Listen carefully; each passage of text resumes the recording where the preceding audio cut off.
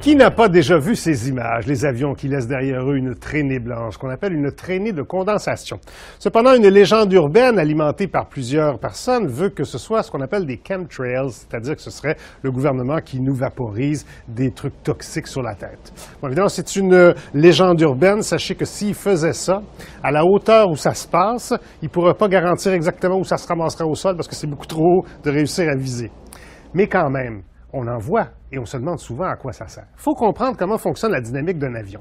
La forme de l'aile, c'est ce qui fait que ça vole. C'est-à-dire que c'est plat en dessous et c'est bombé par-dessus. Ce faisant, on a une basse pression qui se crée au-dessus de l'aile et une haute pression qui se crée en dessous de l'aile. L'avion est donc supporté par la haute pression puisqu'en haut, la basse pression ne l'empêche pas. La variation de pression peut créer justement ces nuages, au niveau de l'aile par exemple. Mais les moteurs aussi font ça. En brûlant le combustible, les moteurs vont à l'arrière lancer de la chaleur et de l'humidité. On est à 35 000 pieds d'altitude, un peu d'humidité va se condenser rapidement, faisant justement ces traînées de condensation. Il y a aussi au bout de l'aile où on peut voir de petits vortex, je ne sais pas si vous voyez juste ici là. L'air qui est dans une haute pression cherche toujours à aller vers une basse pression. Donc l'air en dessous essaie d'aller par-dessus, mais il est entre les deux. Sauf qu'au bout de l'aile, il réussit à passer.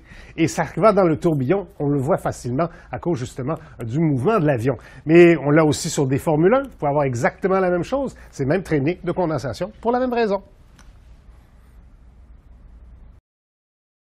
Avez-vous déjà entendu parler de géo-ingénierie? Cette science controversée qui vise à manipuler et modifier le climat pourrait être utilisée pour contrer le réchauffement climatique. Le projet majeur vise à renvoyer le rayonnement solaire, qui est à la base de l'effet de serre, avant qu'il n'atteigne l'atmosphère.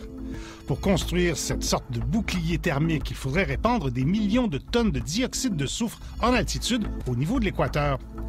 Cette opération pourrait être salvatrice pour l'humanité. Mais qu'arriverait-il si ce traitement devait cesser d'un coup?